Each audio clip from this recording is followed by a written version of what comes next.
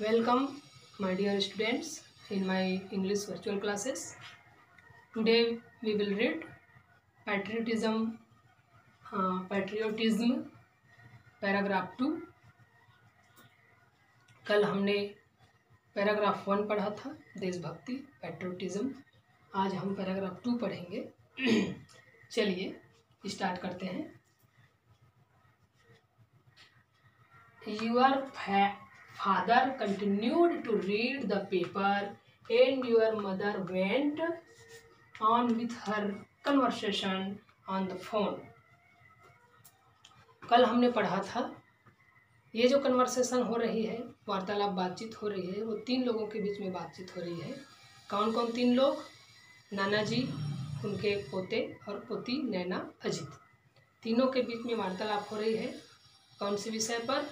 देशभक्ति, पैट्रियोटिज्म, इस सब्जेक्ट विषय पर बात हो रही है. बहुत सारी ऐसी बातें आती हैं छोटे बच्चों के मन में जिनको उनके नाना जी जो है शांत करते हैं, उनकी जिज्ञासाओं को. तो उन्हीं के दरमियान ये जो देशभक्ति विषय है उस पर आगे बात चल रही है तीनों के बीच में. तो कल हमने पढ़ा था कि भाई जब राष्ट्रगान बज रहा था टीवी पर 26 जनवरी गणतंत्र दिवस परेड के बाद, तो केवल नाना जी बस खड़े हुए थे उसके सम्मान में, सावधान की मुद्रा में. बाकी उनके घर में कोई भी खड़ा नहीं हुआ. तो उसी के संदर्भ में यहाँ पर नाना जी बात कर रहे हैं. क्या बात कर रहे हैं? Your father continued to read paper. तुम्हारे पिताजी लगातार पेपर पढ़ते रहे. यानी कि जब उनके घर में टीवी में राष्ट्रगान बज रहा था तो केवल नाना जी बस खड़े हुए, उनके पिताजी खड़े नहीं हुए सावधान की मुद्रा में, और वो लगातार पेपर पढ़ते रहे. And your mother went on with her conversation on the phone. और तुम्हारी माताजी फोन पर वार्तालाप करते चली गई. नाना जी नैना और अजीत को ये कह रहे हैं कि तुम्हारे पिताजी तो पेपर पढ़ते रह गए जब राष्ट्रगान बजा तो, और तुम्हारी माताजी फोन पर बातें करते करते चली गई, केवल मैं ही वहाँ पर खड़ा हुआ था. Earlier in the cinema halls at the end of the movie. Earlier in the cinema halls at the end of the movie. शुरुआती समय में सिनेमा हॉल में जहाँ पर फिल्म दिखाए जाते हैं, ऐसे सिनेमा हॉल में जब मूवी ख़त्म होती है, फिल्म समाप्त होता है, तब क्या होता था भाई? The national anthem was played. The national anthem was played. राष्ट्रगान गाया जाता था या राष्ट्रगान बजाया जाता था, चलाया जाता था, प्ले किया जाता था. शुरुआती में सिनेमा हॉल में जब फिल्म ख़त्म हो जाती थी तो अंत में वहाँ पर राष्ट्रगान गाया जाता था. नाना जी बता रहे हैं बच्चों को. But it was found that the people used to live. But it was found that the people used to live. लेकिन ये पाया गया, but it was found that, लेकिन यह पाया गया कि the people used to live, लोग जो है छोड़कर चले जाते थे. छोड़कर चले जाते थे यानी कि गीत, राष्ट्रगान जब बजती थी तो उसके सम्मान में सावधान की मुद्रा में खड़े नहीं होते थे, चले जाते थे. The people used to leave, छोड़ कर चले जाते थे. द हॉल को छोड़कर चले जाते थे. मिडवे, बीच में ही, मध्य में, यानी कि राष्ट्रगान कंप्लीट नहीं हुआ रहता और बीच में ही लोग जो हैं हॉल को छोड़ करके चले जाते थे. कैसे करते हुए? Laughing, shouting and creating a racket. Laughing, shouting and creating a racket. हंसते हुए, चिल्लाते हुए और कोलाहल करते हुए, शोर मचाते हुए वहाँ से, हॉल से, सिनेमा हॉल से चले जाते थे. यानी कि शुरुआती समय में सिनेमा हॉल में फिल्म के अंत में राष्ट्रगान गाया जाता था, बजाया जाता था, तो लोग जो है उनका सम्मान नहीं करते थे, उनके सम्मान में सावधान की मुद्रा में खड़े नहीं हुआ करते थे. बीच में ही हंसते हुए, चिल्लाते हुए, शोर मचाते हुए वहाँ से चले जाते थे. The reason why I gave you the, अच्छा नेक्स्ट है, the government then decided to stop the playing of the national anthem. The government then decided to stop, और तब शासन ने ये डिसाइड किया, निश्चय किया, निर्णय लिया बंद करने का, stop the playing, to stop the playing of the national anthem, राष्ट्रगान बजाए जाने को शासन ने बंद किया।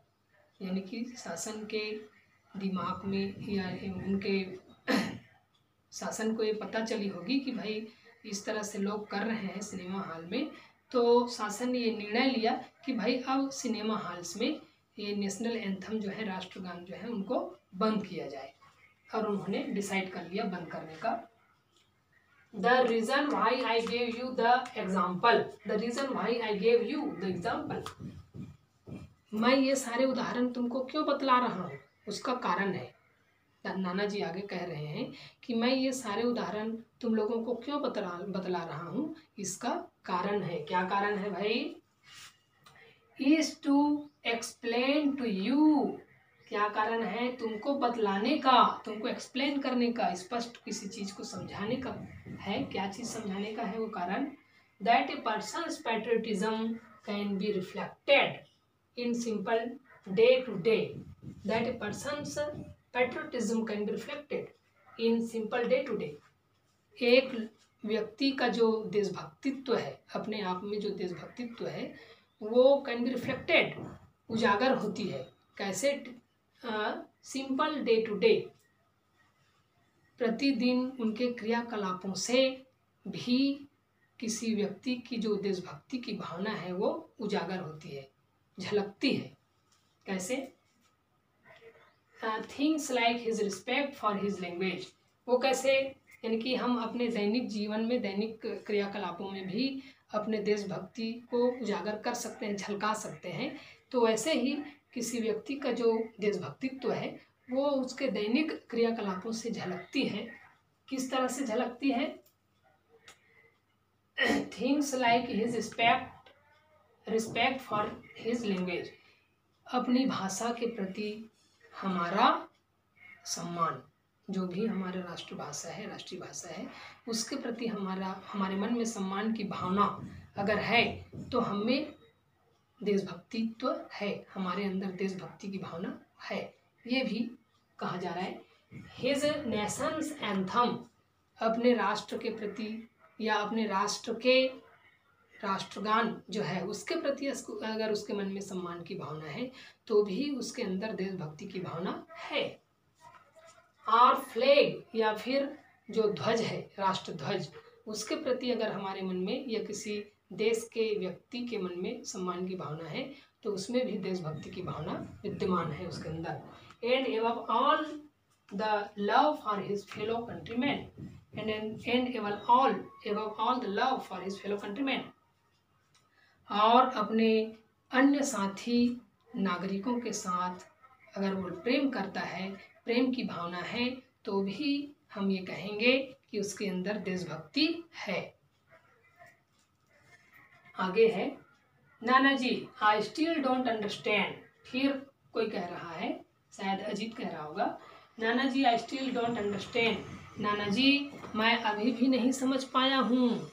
आई स्टिल डोंट अंडरस्टैंड, मैं अभी भी नहीं समझ पाया।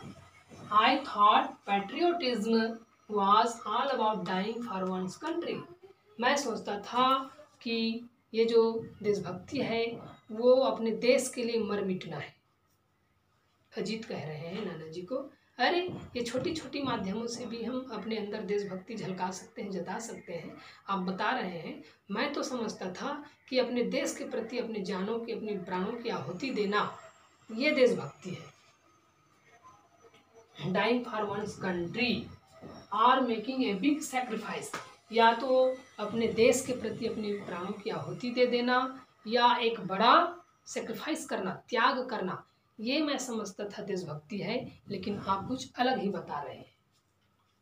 यस बेटा यू आर राइट, तो अजीत की बातों को सुन करके नाना जी कहते हैं, हाँ बेटा ये भी सही है, तुम सही हो, तुम ठीक हो, तुम सही बोल रहे हो। It is about big things, ये बड़ी चीज़ों के बारे में है। It is about big things, ये बड़ी बड़ी चीज़ों के बारे में है। यानी कि कोई बड़ा कुर्बानी करता है, कोई छोटी कुर्बानी करता है, लेकिन हर तरह से अगर कहें तो भी देशभक्ति ही है। कौन कह रहे हैं? नाना जी। But also little ones too, लेकिन छोटी छोटी चीज़ों को करके भी हम अपने अंदर देशभक्ति जता सकते हैं, ये नाना जी कह रहे हैं।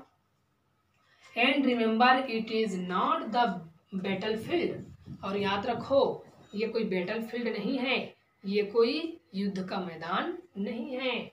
Alone which produces patriots, alone which produces patriots, जो अकेला क्या पैदा करे, पैट्रियट्स, देशभक्त पैदा करे। यानी कि हम अपनी दैनिक जीवन के कार्यकलापों में भी देशभक्ति जता सकते हैं, झलका सकते हैं छोटी छोटी कार्यकलापों के जरिए। ये कोई युद्ध का मैदान नहीं है जहाँ पर हम देशभक्त पैदा करें। कौन कह रहे हैं? दादाजी। In the battle field of life too, और अपने जीवन के युद्ध के मैदान में भी हमको देशभक्त पैदा करना होगा। कौन कह रहे हैं? नाना जी। अपने जीवन के युद्ध के मैदान में भी, यानी कि हम जो जीवन जी रहे हैं, जीवन रूपी संघर्ष जो कर रहे हैं, उस मैदान में भी हमको क्या दिखाना है? देशभक्ति दिखाना है। देखिए और आगे है, you will find many masters, you will find many मास्टीरियस।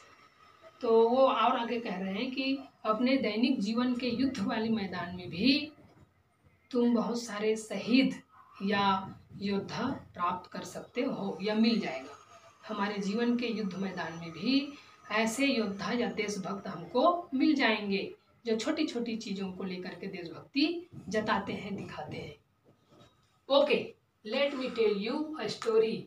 Okay, let me tell you a story. ठीक है, मुझे तुमको एक कहानी बतलाने दो, या मैं बतलाता हूँ। ठीक है, मैं तुमको एक कहानी बतलाता हूँ।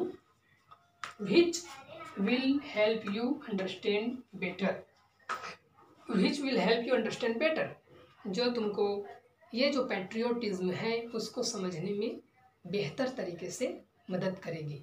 यानी कि मैं अब एक कहानी बतलाने जा रहा हूँ जो तुमको ये पैट्रियोटिज्म, देशभक्ति है क्या चीज़, उसको समझने में बेहतर मदद करेगी। कौन कहते हैं? नाना जी। चलिए, आज के टॉपिक में इतना ही। ये लेसन जो है लंबा है, तो और भी 4-5 पैराग्राफ बचे हुए हैं, उसको आगे की वीडियो में अपन करेंगे कंप्लीट। और आज इतना ही। बाकी के जो लेसन स्टोरी जो दादाजी बच्चों को बताने वाले हैं वो कल, और इसको जो है आप मेरी वीडियो को देख करके पढ़ना सीखेंगे और उसको समझना सीखेंगे। वर्ड मीनिंग वगैरह तो लेसन के लास्ट में बतलाऊँगा। ठीक है, ओके, थैंक यू।